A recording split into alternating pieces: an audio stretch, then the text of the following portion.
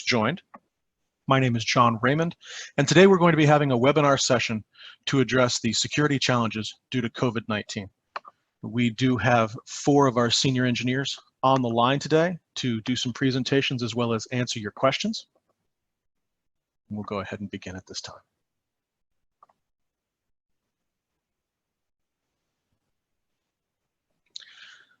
Now, many of you on the line are our current customers, but for those of you who are perhaps just joining us for the first time, let's take a moment and talk about AccessIT Group. AccessIT Group is the premier integrator of cybersecurity products and services on the East Coast. Pardon me. We do create customized cybersecurity solutions with compliance, assessment, design, and implementation expertise. We service both regional and global companies with enterprise-level products and services. Critically, our engineers maintain the highest level of certifications for the products and services we provide. And to that point, we partner with select manufacturers, offering best-in-breed solutions for your cybersecurity products. So a little bit of an overview about AccessIT Group. We were founded in 2001, and we currently have over 70 employees distributed across 6 convenient locations, providing over 2 decades of experience for your cybersecurity needs. And who do we have on the phone today with us? The presenters we have, as I said, are our senior engineers. The first being Nathan Brown, Director of Technical Services. Nathan Brown is New Jersey-based, and he supports our New England operations. Josh Smith, Director of Technical Services. Josh Smith has been with the company for 9 years, and while he is PA-based, he does support all regions with a specialization in checkpoint. Greg Ricketts is our Senior Security Consultant in the Maryland office, providing support for Maryland, DC, Virginia, and North Carolina.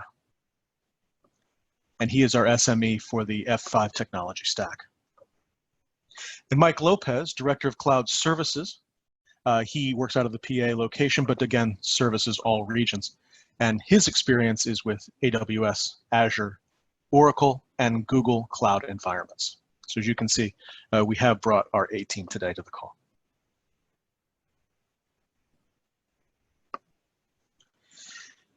What we'd like to do now is take a few moments to go ahead and talk about technology partners who are providing business continuity support during COVID-19. You may not be aware of some of the free tools that are being offered by these major labels, and we'd like to go ahead at this time and discuss those with you.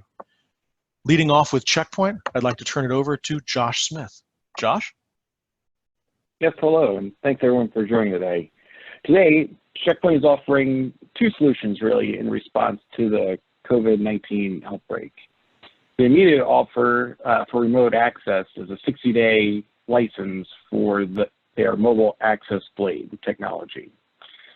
Checkpoint's mobile access blade technology is a safe and easy, secure solution for you to connect to corporate applications remotely or while working from home, from your smartphone and PC.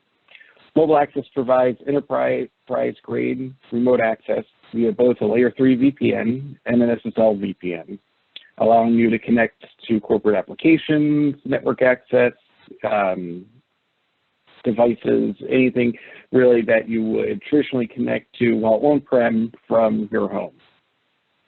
If you're currently using the Mobile Access Blade but are having capacity issues due to the number of users, things of that nature, this license will help resolve that. So if you traditionally had a 50 or 100 count user license, this allows you to scale to the unlimited user count with this license that they're offering.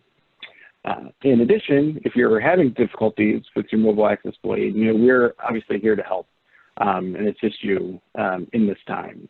If you need help with any type of configuration, installations, tuning for performance or any security concerns, obviously reach out to us and we're here to help the best we can. In addition to the 60-day license for Mobile Access Blade, Checkpoint is offering all customers their pro support offering at no cost for the next 3 months. Checkpoint Pro support monitors your management security gateways daily to identify points of failure before they occur. So really, things like hardware resource monitoring, such as CPU, memory utilization, and CPU watchdog processes for any type of failures. So in the event that a severe issue is detected, a Checkpoint Pro TAC engineer can proactively contact you and help resolve the issue before it impacts your customers or your end users. So really allowing you to maintain a really stable and fully up environment. So this way you're not having to suffer any downtime that was unforeseen due to an issue that may have gone unnoticed with other monitoring services. Checkpoint Pro also provides you with comprehensive reporting that you can show to management just to show them that everything is green and working as should be in this time of additional scrutinized oversight.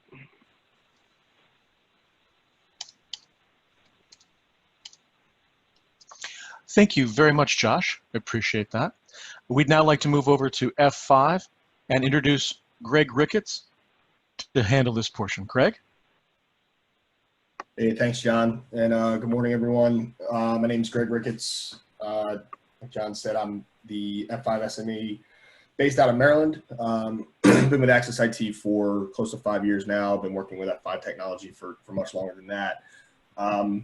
A lot of you may be familiar with F5 already, but for those of you that aren't, maybe you think of F5 as, sort of a load balancing solution. But what I just wanted to share with you today is their Access Policy Manager, their APM module, which is what you can use to enable your remote workforce and scale that up fairly quickly and easily if you did need to, implement some sort of VPN or remote access solution. So right out of the gate, APM offers you the ability to create a SSL VPN solution that can integrate with your Active Directory, right? You can authenticate and authorize access into your environment over that SSL VPN connection. Outside of SSL VPN, F5 also integrates with other remote access solutions like Citrix and VMware VDI. So not only can you front end those solutions and provide external access into your private cloud, right? If it's a ESX, for an example, you can provision those, and very quickly through wizard-driven configuration, which F5 calls their IAP, you can both front end and secure access to those Citrix and VMware VDI potentially solutions to scale out, the external access, for remote workers as they're increasing, right?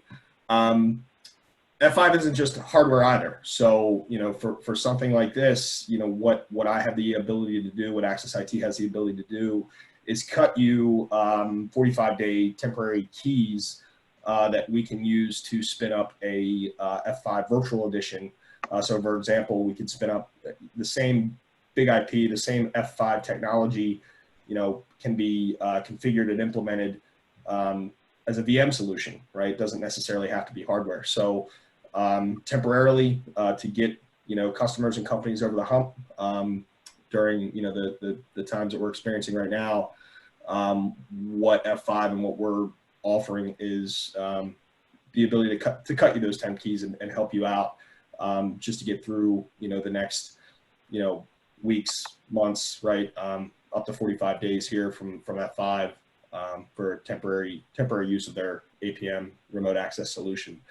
And those can be spun up, fairly quickly and easily, to help companies and customers, support the growing remote workforce. So, feel free to reach out early, reach out often if you have questions about that, or if we can, further explain, what's available to you. Feel free to use us, and we'll go from there. Thank you. Greg, thank you very much. Moving over to Zscaler, I'd like to introduce Mike Lopez to say a few words about that as well. Mike? Thanks, thanks, John. Zscaler is currently offering a 90-day free trial license for their ZApp product line. This does require a 1-year commitment, but you can cancel at the end of the 90 days, essentially making it free for the 90 days. This is a lightweight agent that can be deployed quickly with Active Directory or SCCM or Mac management tools. It is available for Windows and Mac users and can also be sent direct download links. This allows private applications otherwise not reachable via the internet to be published to your users. Internal applications for business continuity, HR, payroll, things along those lines that generally would not be accessible via the public internet. Their entire protection suite is available under this product line. Their full security stack includes security for internet and SaaS-bound traffic. That's full inspection, data loss protection, automatic threat prevention, or advanced threat protection, sandbox, their CASB, DNS protection, and next generation firewall. This would allow access to all private applications or at your choosing in your data center or AWS, public cloud, Azure, etc., without the need of a VPN. And it does so in a full zero trust approach in order to protect your user. They have global scalability across 150 data centers. You have the ability to make sure every transaction is logged both inbound and outbound. And because of their infrastructure, there's low latency and great performance since traffic is geolocated to the end users without a need to backhaul traffic through VPNs, etc. So this can be used to augment your current remote access solution if you're at capacity, or to create an immediate solution for workers generally not configured for remote access and could even be used on BOID scenarios to provide the protections and move your on-prem security stack out, or at least provide those same protections and map them one-to-one. Thanks, John. Thank you, Mike. I appreciate that. And lastly, we'll go ahead and turn to Nathan Brown to discuss Pulse Secure. Nathan? Thanks, John. And again, I'll echo same thing. We appreciate you taking some time on this time to be able to understand what some of our solutions are that we can help you with, and after this, try to understand what some of the concerns you may have moving forward in remote access and this new challenging time. One of the ways that we can also bear into this solution is through Pulse Secure. Pulse Secure has if you haven't seen, there's kind of a theme between all of these different vendors in that for that remote access, they can offer very quick turnaround of solutions to be able to help with capacity or add solutions that you may not have had in the past. For Pulse Secure, they're trying to help any of the community in these unforeseen times by offering their SSL solution and light client solution through the end of May to be able to help augment what you may have in place, or if you're an existing Pulse Secure client, to be able to go ahead and expand those licensing that you need for it. And within the Pulse Secure space, it is a clientless access solution. They also have a dissolvable client that will allow that access to both cloud applications as well as the data center. One of the things that we kind of heavily push towards is endpoint compliance on access to those solutions.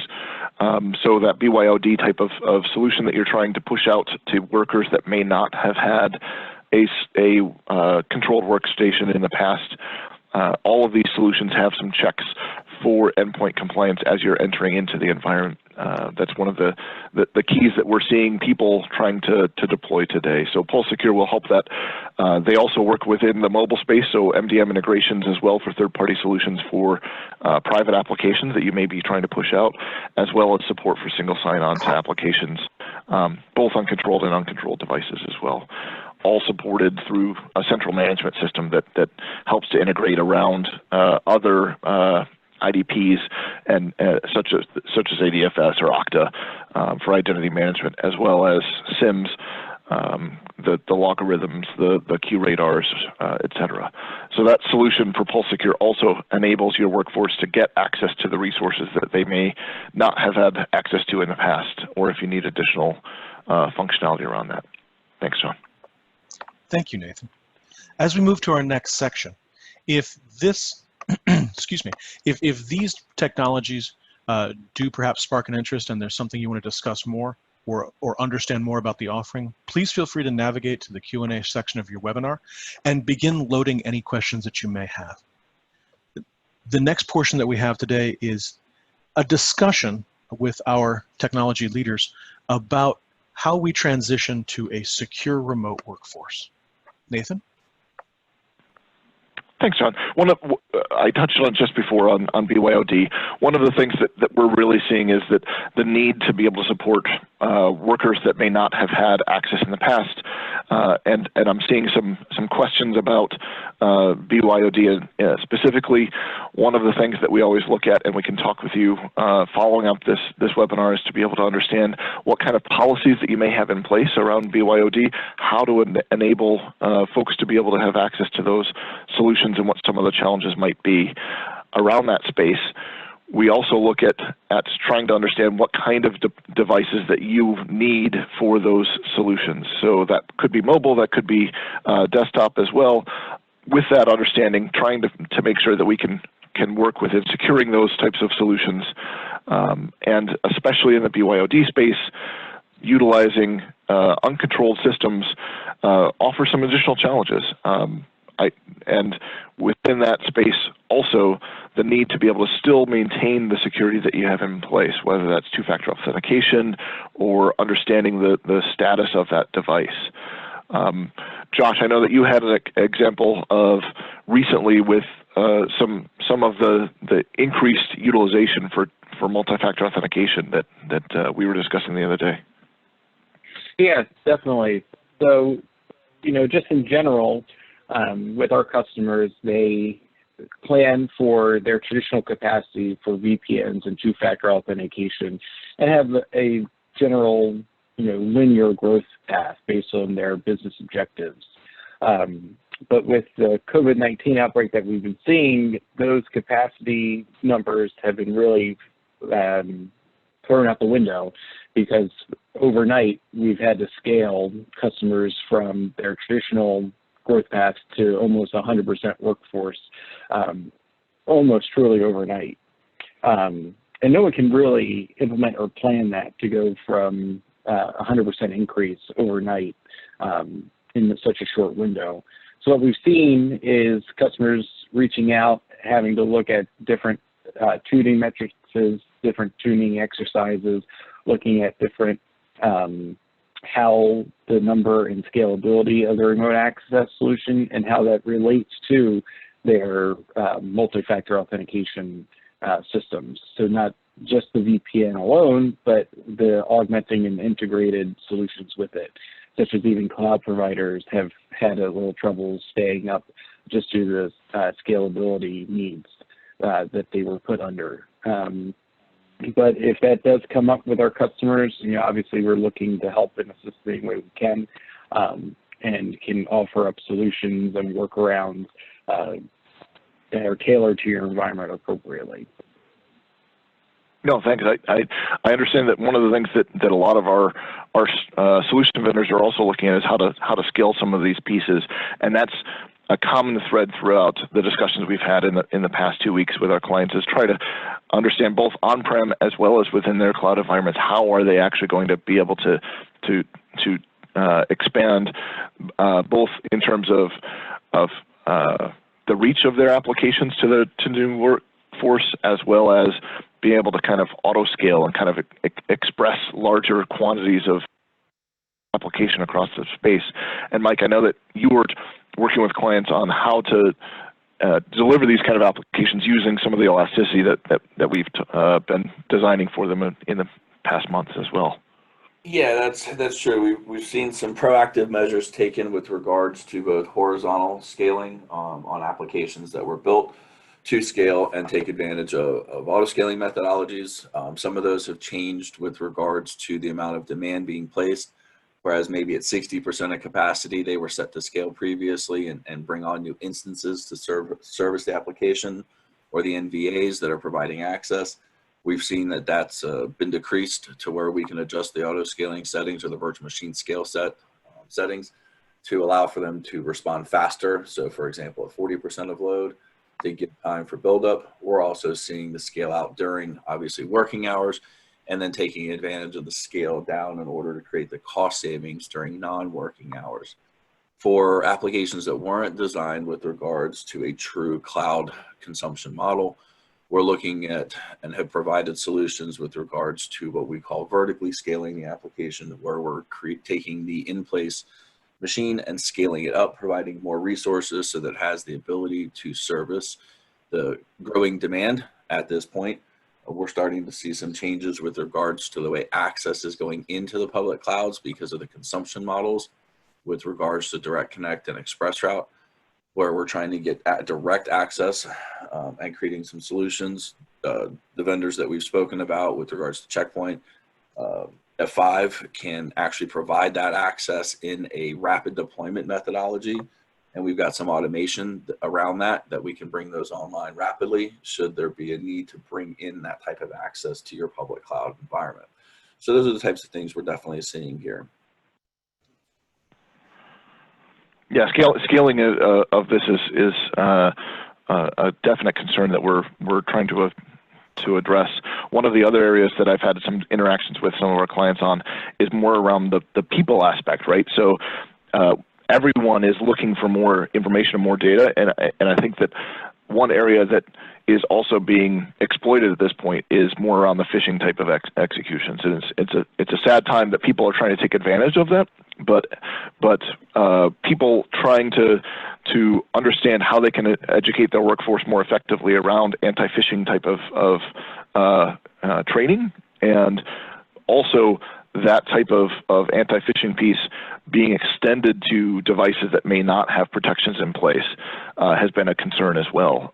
Looking at how malware on a device that actually gets affected when they're mixing their personal and their professional applications and access to solutions as well.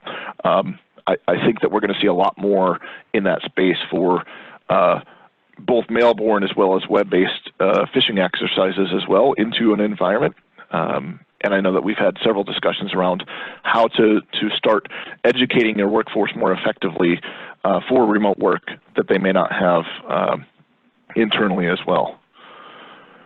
And I think one other piece that I'm hearing a lot of is for the security teams, trying to make sure that we have very regular cadence together, that teams that were typically shoulder to shoulder working on efforts, the ability to be able to communicate more effectively and give data back to each other across this environment is even more important today. So it's the people portion of this discussion as well, that it's not just about the tools, it's about how we're going to have to solve more issues in terms of communication between those individuals when it comes to security-related events as well. So I did see a question come in with regards to what cloud theories can we utilize on our on-premise environments to help expand capacity. We're seeing it shift just in general with regards to the consumption model and the cloud theories that are being applied on our on-premise data centers, whether that be through orchestration and automation, whether that be as infrastructure as code. Those of you that are utilizing VMware products or that are using hypervisors in general, there are ways to take advantage of infrastructure as code. There are ways to automate these types of responses so that we can do a rapid deployment. Obviously, a rack and stack of physical hardware right now is going to find it to be a challenge, as opposed to utilizing our hypervisors and virtual editions of the softwares that are providing this type of access, and then creating an automation tool around it to be able to duplicate, clone, and expand those rapidly. And we can certainly help you with that if that's something that there's a question. Perfect, Mike. This is John. I want to thank the guys for sharing their client experiences and how we are helping our clients during this challenging time. And I think you'll see that's the main theme, that we are here to help. I think that's a great segue to move on to our question and answer period. Again, if you do have questions, things we can help you address on this call, please navigate to the webinar Q&A section and go ahead and type in the questions that you have, and we'll go ahead and take them in turn. I do have a couple of questions that have already come in, and we'll get to those in a second. But we have one that has just popped in. What security controls should be top of mind during a crisis like this?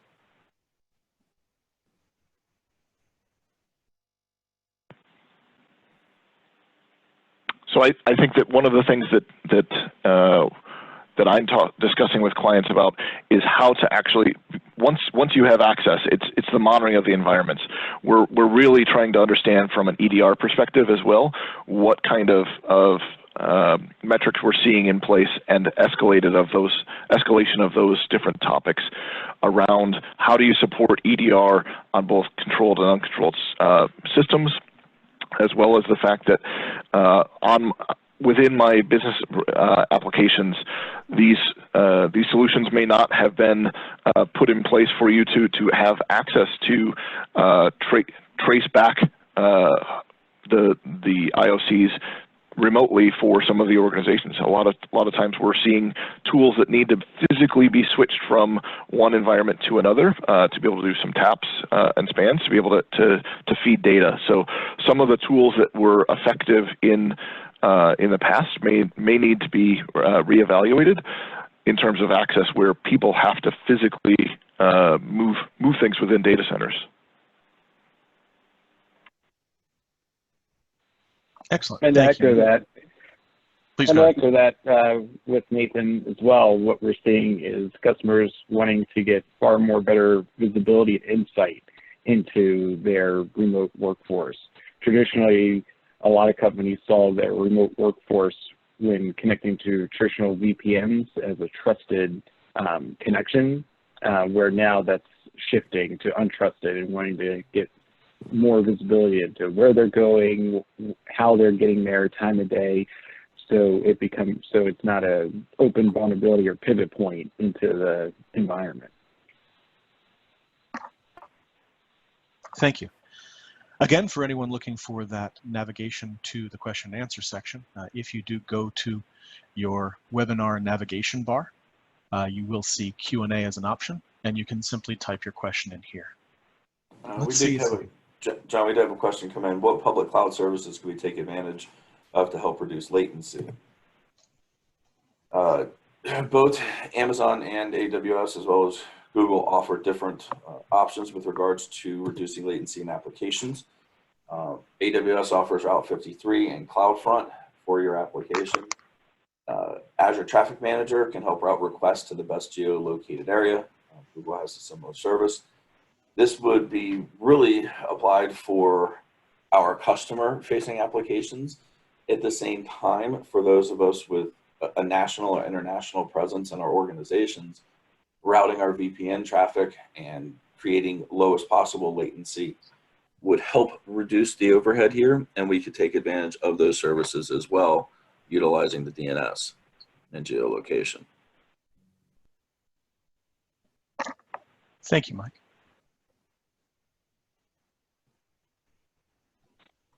As we wait for more questions to pop up, is there any expansion upon some of the other topics we've talked about today that you might like to go to? Oh, looks like we have a new one pop in. Are there additional endpoint or monitoring controls besides just remote access capabilities that should be put in place to protect the expanded remote workforce?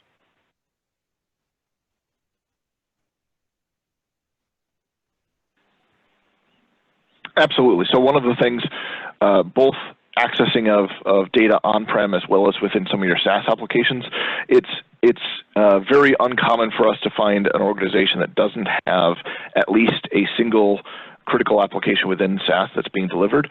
So the discussions we've been having as well center around endpoint access to those SaaS applications and understanding what we can do to be able to get visibility around access to that SaaS, as well as the status of the endpoint, being able to access it. So in that space, we're seeing a lot more discussions and implementations around CASBs.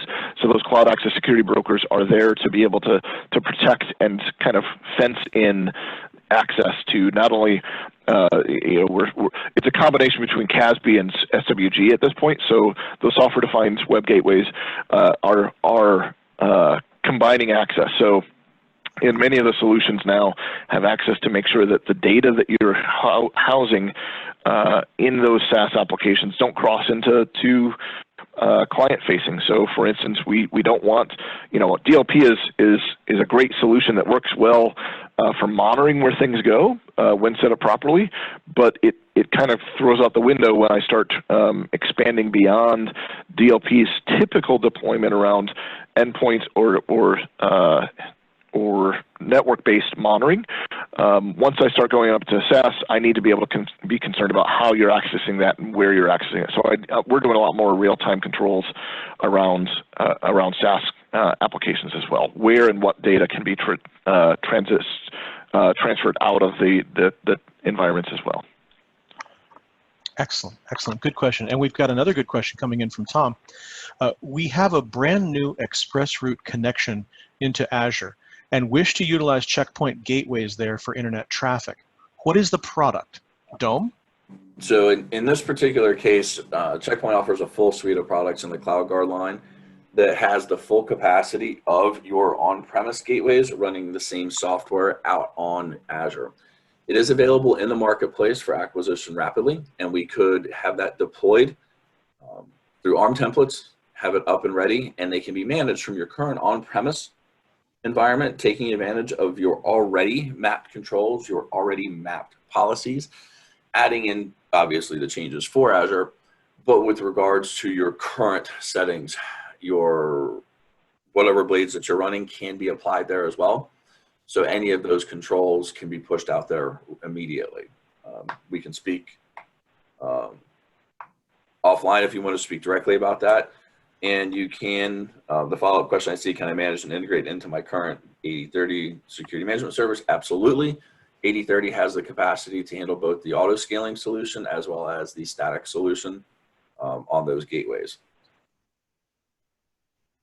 That's fantastic. A great dialogue there. Again, I would encourage the attendees, please feel free to go ahead and send in your questions, even if they are specific to your environment. It could be you're asking a question that is similar to someone else's environment.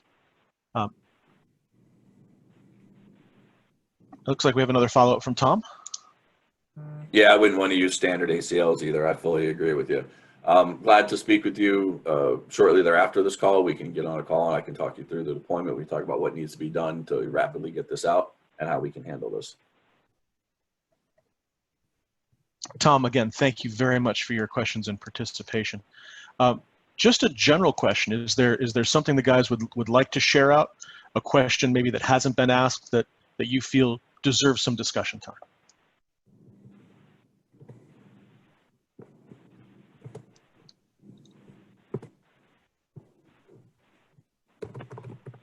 I think that monitoring is critical these days. So because of the fact that you won't have such a immediate response from your end users about a problem, making sure that you have a streamlined control over both answering of tickets as well as sending out information that typically may have been gathered through either a SOC or a NOC to be able to understand what problems are. Again, going back to the people side, increased communication and capability to be able to bring that monitoring results for systems that are experiencing heavy load. Many people may not have as mature monitoring as they may need. That's another area that we can assist with to make sure that the solutions that you have in place are functioning properly as well as have capacity remaining from a technology perspective.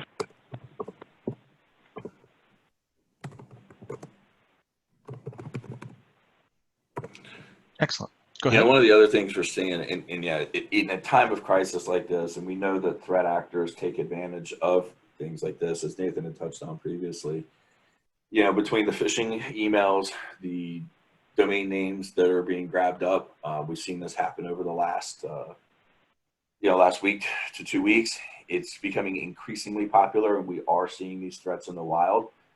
Two things that I would recommend is A, your threat hunters start looking internally on your network. B, I would make sure that we increase our IPS updates. Of course, all of the vendors are working diligently to make sure that they're addressing these threats as they see them in the wild and pushing updates out as rapidly as possible to their customers. So whoever it is that you use for your security stack, take advantage of their R&D, trust their R&D, and look at your IPS policies. Look at how recently they've been updated. Make sure that you're getting the most recent updates so that we can help our end users who may not be as well educated as we wish that they were with regards to these types of threats. Are there any additional strategies to educate new remote users about important cybersecurity protocols while in a work-from-home scenario?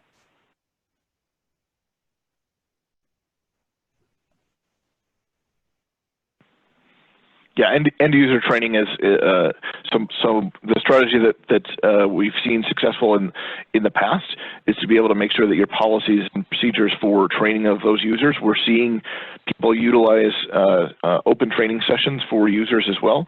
So I have one client that actually has their support staff on an open Zoom taking requests for working through how to get access and how to actually go ahead and solve some basic connectivity issues as well.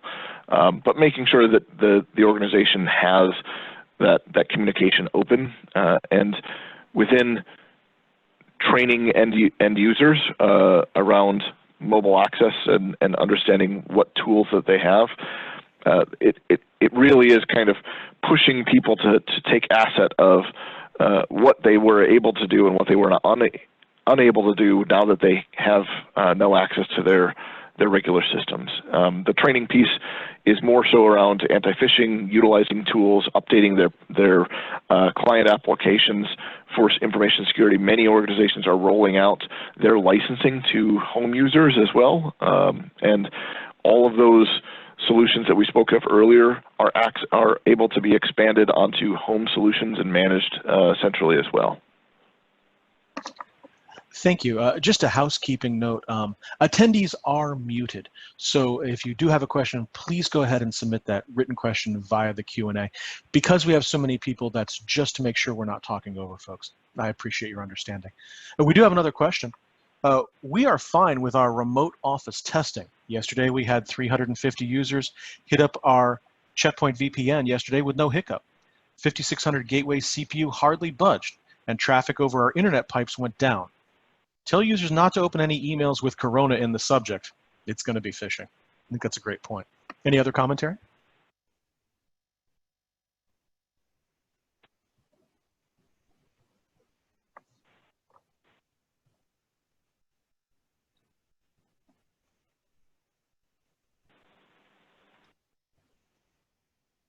All right. And I know we do have another question coming up. Chris says, what are your thoughts right now on security exception management? Getting a lot of requests. Thoughts on how to triage or manage as things get worse? Good question, Chris. Thank you.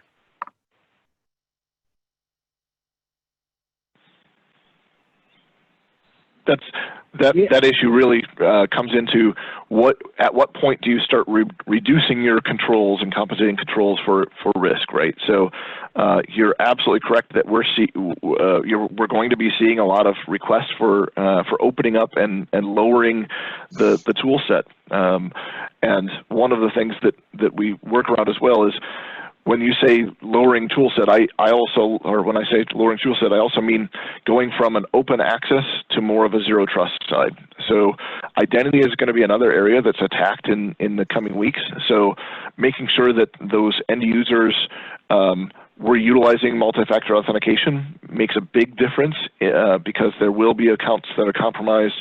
There will be users that are trying to, actors that are trying to impersonate users, and understanding those controls of getting access, but also what that user should have access to internally. So the controls that we're hearing about being removed or being asked to remove for deviations are more so around how to get access from devices that aren't controlled. I'm not sure if the team has any other comments on that as well.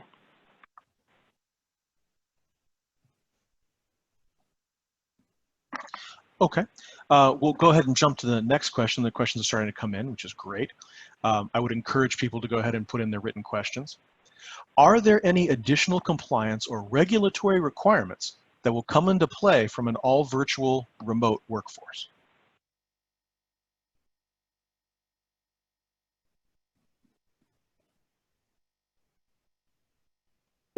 You know, that's always a concern when you talk about any remote workforce. We have to make sure that our governance and compliance standards apply. And I'll give you an example from personal life history. I was formerly with a bank, and one of the findings that we had to control was access to PCI data, right? Pretty common concern. And as it turned out, during a security audit, we were made aware that laptops could disable the remote access VPN and browse the internet, do whatever it was that they did. Now, obviously, we encouraged people to use their work laptops for work, but as everybody well knows, that doesn't always happen. The concern there was that people that had access to cardholder data could easily exfiltrate data. And in that particular case, we had to utilize, in that particular case, we utilized the checkpoint endpoint controls to force all connections, if online, not on our IP space, to have the only traffic that we allowed out of the NIC at the desktop firewall level was specifically DNS and IPsec. What that did was that created a forced VPN connection. They couldn't even browse the internet unless they were on our VPN, putting them behind all of our security controls. Now, that was some years ago, and some things have changed again with the different advents and the different vendors we've spoken about here, and ways that we can control the endpoints. In that particular case, that was something we had to make an immediate reaction on, and we're able to roll out through an AD process with our security, with our server team, and they were able to get that out, make the change, push the agent change, and control access that was tested 1 week and forced to literally worldwide users over the course of the next 7 business days. So it's definitely something that can be done and that you guys can address rapidly if need be. If your compliance needs review, now's a good time to do that. Understand the risks that we are allowing even in a non-fully remote environment. Thank you, Mike. That's a great real-world anecdote. Greg, it looks like we have an F5 question coming up. It says, can you give examples of how you've helped customers update their F5 SSL VPN? Yeah, sure. You know, these requests are becoming more and more common lately, and the quick and easy answer is that sometimes it's just a matter of, you know, updating your license, right? So a lot of the times you probably have the capacity in the hardware that you own, and it's simply just unlocking, you know, additional the ability to have additional connections, right? In other cases, you know, again, we can, with the portability and the flexibility of the tech, you know, we can deploy these virtual edition APM units, you know, inside of, you know, say your ESX, right? And, you know, you can scale out that way if hardware, you know, is not something that you have, you know, access to currently. So, you know, a couple ways to achieve that. But again, the nice thing about the F5 tech is that it is portable, it is flexible. It can be hardware, it can be software, and sometimes just simply going after, you know, an additional CCU license to handle a concurrent user set. Sometimes it's the easiest approach there, and very, very plausible. So, but we're having those discussions with multiple customers now. And, you know, F5 is being very helpful and willing to work with us, you know, like I said, to get everybody over the hump. Thank you, Greg. Another question is, what other phishing controls can we add to protect against the new phishing attacks? I guess that's a general question for our panel. I think one of the things that solutions that we've seen clients work very well with is implementing DMARC. So DMARC authentication allows a user to prevent email domain spoofing, and so that's one of the easiest ways for you to kind of pull in what domains are actually trying to phish into the environment, stopping those fraudulent emails even before they get to users' inboxes. We're also seeing offerings that we support from Proofpoint and Agari to be able to actually go ahead and deal with phishing requests, as well as through acquisitions of Wombat, being able to do end-user training and do a full loop. So if a user clicks on one of the either test phishing exercises or an automated phishing response, we actually can loop them back into additional training, or to show them what they may have fallen for within that environment. That supports both G Suite and Office 365, as well as on-prem solutions. So there's a lot of different areas that you can support some of that anti-phishing implementation around as well. Excellent, thank you. We do have a new question popping in about protecting new mobile users. Suggestions, strategies? Two areas that we focus on. One is the device itself. The device itself typically has, you're starting to have discussions around, should we put MDM controls or mobile device management controls around systems that are outside of the purvey of the organization, and that helps to start a minimum level of effort, such as passwords and screen locks, looking at jailbroken devices and not allowing them to connect to Access. But another step, and Josh may be able to talk a little bit more about this as well on the mobile space, is we have vendors that particularly protect endpoint security and access beyond what the MDM can enforce, both from applications as well as access. Josh, I don't know if you wanted to make a comment. Yeah, absolutely. So one of the more leading and really first to market mobile protection services is really around Checkpoint's mobile threat prevention. What it does is it's an app that you install on your Apple and Android devices, and it actively scans and looks for threats that could be coming to that device, either a malicious app that activates the microphone for eavesdropping, or data exfiltration off the device, or even simply man the middle from a network protection capabilities, such as like if you're working remotely from a Panera or a hotel, it can help protect you from the network connectivity as well.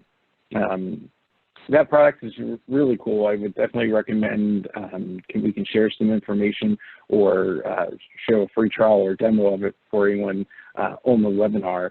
It is definitely something that if you didn't have a mobile workforce and are just starting, to look at in more detail. And at the same time, for those of you that have very high-end Microsoft subscription levels, enterprise subscription levels, you may be able to utilize InTune as well to help isolate apps to prevent the spread of, again, we've seen the Google Play Store infested with coronavirus apps spreading further viruses. By using InTune, we can segregate the data from the personal phone to corporate data. That's, again, something we can discuss as an add-on. Your enterprise licensing may already include that. It may just need some setup to be rolled out to your mobile users. And then lastly, one of the things that works very well is so for single sign-on MFA, we've had great success with utilizing folks like an Aqsa to be able to give that multi-factor experience both on mobile as well as on desktop to control the access to their SaaS solutions as well as internal. So trying to make sure that you kind of isolate those controls. Aqsa can also give some constraints around the endpoint because it can be used as a reverse proxy as well. Thank you very much. Again, it'll be just another few minutes while we have the opportunity for live questions to be answered. In just a moment, we're going to be sharing details on how to get your additional questions answered. Because our purpose today is to go ahead and share information that we feel will be helpful and educational. an opportunity for you to have direct questions answered. But we understand in this particular limited format, there may be additional questions that you need answered. So we're going to go ahead and provide that pathway for you. Again, I want to thank everybody and encourage you, if you do have any questions left, we do have another moment or two. But we hope you have found this presentation practical and educational. And recognize that AccessIT is here to partner with you and to help you.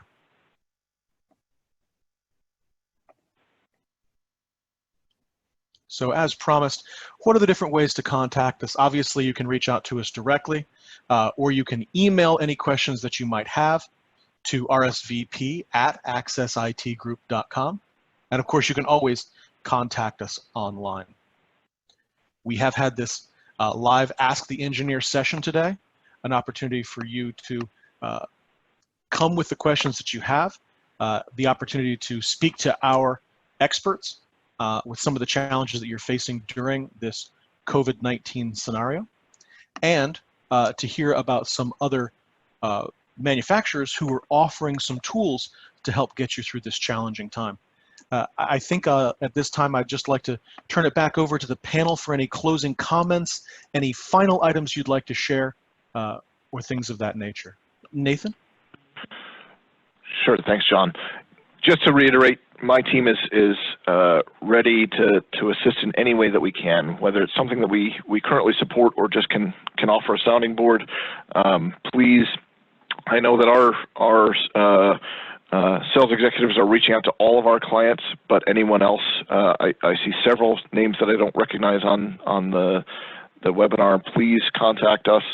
We'll route you to the proper resources between all of the professional services teams, whether that's from our risk services, cloud, or technical services. We would love to be able to take this opportunity to reach out to help in any way we can. Excellent. Thank you, Nathan. And again, we want to thank all of the participants and attendees today for your questions and for any additional things that we can do to help you in the future. I will share with you, we will send out an email after this meeting with the links shown on this page so that you'll be able to reach out to us with your questions. Again, it just leaves it to me to thank our panel today. That's Nathan Brown, Josh Smith, Mike Lopez, and Greg Ricketts, as well as all of the attendees who've participated today. We've hoped that you have found this a valuable tool, and we look forward to serving you in the future. Thank you, and have a good day.